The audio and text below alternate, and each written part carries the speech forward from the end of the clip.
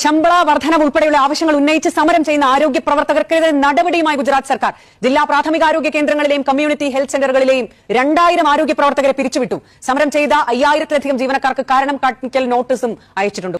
ഒരു ശമ്പള വർധന ആവശ്യപ്പെട്ടുള്ള സമരത്തിന് നേരെയാണ് ഇത്ര ഗൌരവമേറിയ ഒരു നടപടി. 2000 പേരെയൊക്കെ പിരിച്ചുവിടുക എന്നുള്ളത് വളരെ പ്രധാനപ്പെട്ട ഒരു നടപടിയാണ്. Multipurpose health supervisor, health worker, അതുപോലെ തന്നെ വനിതാ ഹെൽത്ത് വർക്കർ, ഹെൽത്ത് സൂപ്പർവൈസർ എന്നീ തസ്തികയിലുള്ള 2000 പേരെയാണ് ഇപ്പോൾ പിരിച്ചുവിട്ടിരിക്കുന്നത്. ഗുജറാത്തിൽ കഴിഞ്ഞ 11 ദിവസമായി ശമ്പള വർധന ആവശ്യപ്പെട്ട് ഇവരടക്കം ഏതാണ്ട് 10,000-ഓളം ആളുകൾ വലിയ സമരത്തിലാണ്. ഇതിൽ 2000 പേരെ ഇപ്പോൾ പിരിച്ചുവിട്ടിരിക്കുകയാണ്. 1000 പേരെ കുറിച്ചുള്ള അന്വേഷണം നടക്കുന്നുണ്ട്. അതായത് അവർക്കെതിരെയും നടപടി ഉടനുണ്ടാകാനുള്ള സാധ്യതയുണ്ട്.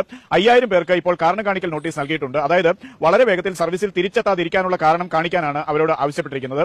അവർ കാരണം കാണിച്ചില്ലെങ്കിൽ ഒരുപക്ഷെ അവർക്കെതിരെയും നടപടി ഉണ്ടാകും എന്നുള്ള കാര്യത്തിൽ സംശയമില്ല. കേരളത്തിൽ ആശാ വർക്കർമാർ നടത്തുന്ന സമരത്തിന് സമാനമായ ഒരു സമരമായിരുന്നു ഗുജറാത്തിൽ നടക്കുന്നത്. പക്ഷേ ശമ്പള വർധനവ് ഇപ്പോൾ നടക്കില്ല. പകരം ജോലിയിൽ പ്രവേശിക്കുക എന്നുള്ളത് തന്നെയാണ് പ്രധാനമായും ഗവൺമെന്റ് ഇവരോട് ആവശ്യപ്പെട്ടിരിക്കുന്നത്. കഴിഞ്ഞ ലോക്സഭാ തെരഞ്ഞെടുപ്പിന് മുമ്പ് ഇത്തരത്തിലൊരു സമരം ഗുജറാത്തിൽ നടന്നിരുന്നു. അന്ന് ഒരു ചർച്ചയ്ക്ക് തയ്യാറായി. ഇതിൽ ഏതെങ്കിലും തരത്തിലുള്ള പരിഹാരം ഉണ്ടാകാം, ലോക്സഭാ തെരഞ്ഞെടുപ്പ് കഴിയട്ടെ എന്ന തരത്തിൽ ഗുജറാത്ത് സർക്കാർ ഹെൽത്ത് വർക്കേഴ്സിനോടും മറ്റുമൊക്കെ സമരക്കാരോടും പറഞ്ഞിരുന്നു. പക്ഷേ അതിനുശേഷം പിന്നീട് ചർച്ചയോ മറ്റു കാര്യങ്ങളോ ഒന്നും ഉണ്ടാകാതെ വന്നപ്പോഴാണ് വീണ്ടും 10-11 ദിവസം മുമ്പ് ഇവർ സമരം പ്രഖ്യാപിച്ചത്. സമരവുമായി നിരത്തിലിറങ്ങി. പക്ഷേ അതിനുശേഷം കർശന നടപടി എന്നുള്ള ഒരു തീരുമാനത്തിലായിരുന്നു ഗുജറാത്ത് സർക്കാർ. പലതവണ ചർച്ചയ്ക്ക് വിളിക്കാൻ സമരക്കാർ ആവശ്യപ്പെട്ടുവെങ്കിലും ചർച്ചയ്ക്ക് വിളിച്ചില്ല.